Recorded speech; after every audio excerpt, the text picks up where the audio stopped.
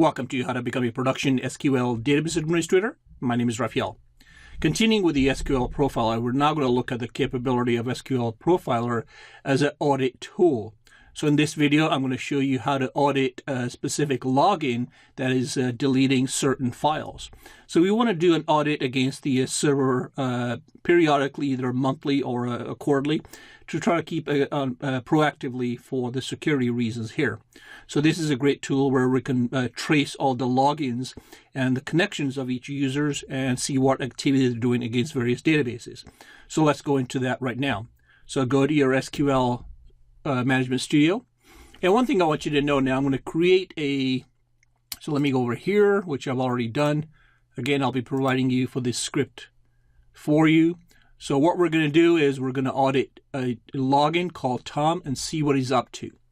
And before we do that, I'm going to be creating a login called Tom and make sure that the authentication mode is set to mixed mode as opposed to Windows.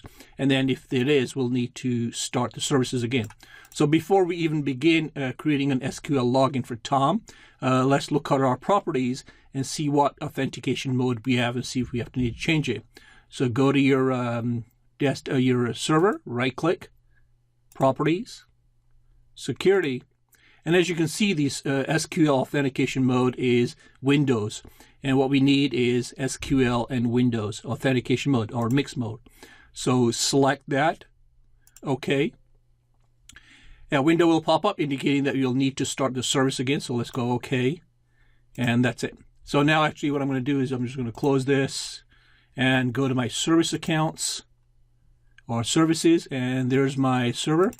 So I'm going to stop this, and it's going to ask, do you want to do the same thing for the SQL agent? To restart it, I'm going to say yes. And now I'm going to start the SQL server, which is started, as you can see, running. And same thing with SQL agent, start. And okay, so now that we've got the services restarted, we'll go back to your SQL server. There are many ways, or a couple of ways of restarting. You don't necessarily have to do this, but I always like to demonstrate different ways of doing it. You could have just right-click and start, but we've got this now. So now just to verify that we do have mixed mode, right-click the server, properties, security, and you can see that now it's server. So let's go OK. So now let's retrieve that login that I created right here. And now what I'm going to do is, in this one swoop of a select statement, which I'll provide for you, I'm going to be creating a login called Tom with password password 123. And then I'm also simultaneously going to create login as a user for that database called SQL. And then I'm going to alter the role so he becomes a database owner. So now as a database owner, as you know, you can do a tremendous amount. So again, for security reasons where we've discussed, you may not want to do that. But for our purposes, that's fine. So he's going to have permission to create and delete objects within this database. So I'm going to execute this. And now if I go to database, SQL, security, users, and there's created a Tom as a user. Let's see if he's a login, which I'm sure he is. Go to security, login, and there he is. So now what we're going to do, now that we've created a user or a login called Tom, let me just comment that out. What I want to do now is connect with SQL login using Tom authentication. And I'm going to go connect, and there he is. So now if I expand the database and go to SQL2 and look at the tables, since he's a database owner, which he shouldn't be, obviously he has access to all the tables and he can manipulate the tables. So the tables that we're going to be working with is the one we created called duration. So if I do a select statement here, you'll notice I have 10 rows and so on. So what I want to do now is before I actually even do this, as you probably know, I like to make backups of tables so we can manipulate them. So what I'm going to do is make a backup of duration table using select all into duration table name with today's date from the original. And when I do that, I make a copy of that. This way I can resort back to the original. So now what's going to happen is I'm going to copy this. This one is going to delete. Let me just look at the data again. If I look at the data, you'll see that the one that says 3,000. So one thing I'm going to do now is copy this. I'm going to go back to Tom. As you can see, this is Tom right here. So I'm going to right-click Tom, new query, paste that. And this is the execution that he's going to be doing. And I want to monitor what all the activity is doing and see that. So before I do that, let's start the SQL Profiler. Go Tools, SQL Profiler. And we've gone through this process before, so I'm going to go Authentication here. And we can call it Audit. We can use the standard form, standard template, that's fine. That'll capture all this data. Even though we don't need it, we're only going to run it for a few seconds, so it doesn't really matter. But again, in a production environment, no matter what we want to do, we want to be judicious about it. So in this particular case, actually, let me uncheck a few things so you know.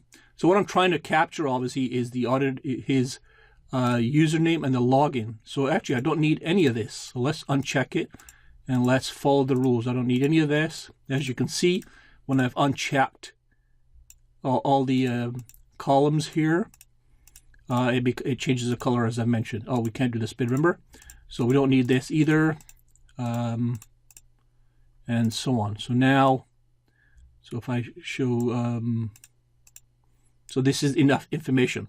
So it's got the username and the login, and that's what I'm trying to audit. And you can see the security event here, the security audit. Is going to look at the audit login, logouts, and so on, and everything that's being done against that person. So now, if I go here and let's just run it, and let's see what happens. So now I'm going to go back to SQL Server, and using Tom as a login, this is his process. So he's going to execute this against the database, and he's executed it.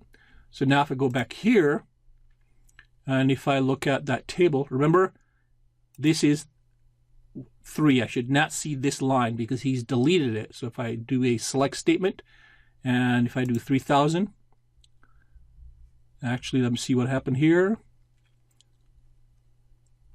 We're row number 6. So let's do it again. See if he can't do 6. So row number, let's look at 1 this time. Or actually, let me look at some other data. Let me look at, or actually I looked at the wrong thing. This is what I want to do, not this one. So I want to, row number 4. So 2,000 I shouldn't see. So let's go back here and go 4. I was looking at the wrong. So now I execute this, go back this. So this is the row number, not this right here.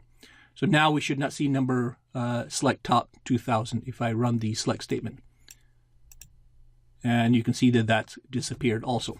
So that's great. So I've captured that activity, and that was the whole point. And now I can stop it.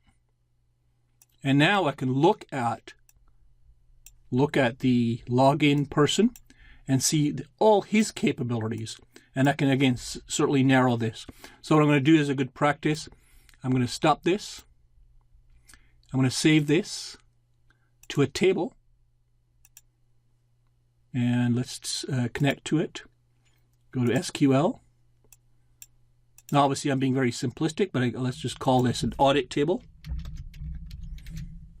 Go OK. And now we can kill this. Kill this. We don't need this. Go to SQL database, tables, select, and there's a table. And now that I've retrieved all the data for that particular thing, I can start filtering.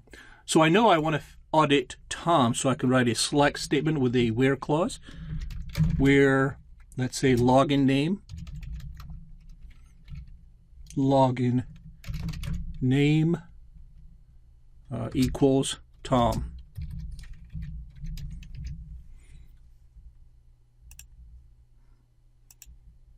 So here's all the activity by Tom, and I can even further where text text data like, and let's say delete, and that will give us even more filtered data. Can't have two. And there we go. So now you can see that the activity that Tom has been up to. He's deleted 2 rows, as we know. He's deleted number 4, which we saw, and number 2. So now we can obviously talk to Tom and figure out why he's doing this.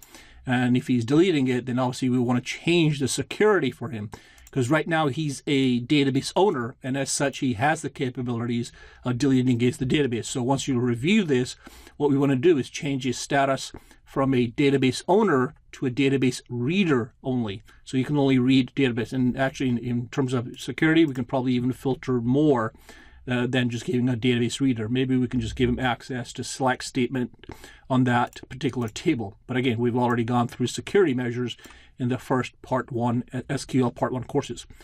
So this is a great way of auditing users and their activities and trying to determine if we've given ample permissions or insufficient permissions to logins.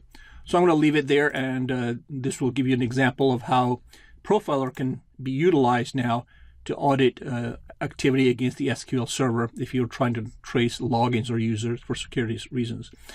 The next one I'm going to do is using the tuning template, and we've already gone through this, but I'll just go through a little more in how to analyze using Profiler for index tuning, and then followed by the last one most likely, where I'll just kind of take compilation of what we've done here and try to determine what the best practice is in terms of narrowing the SQL Profiler results so we can pinpoint the data that we're interested in.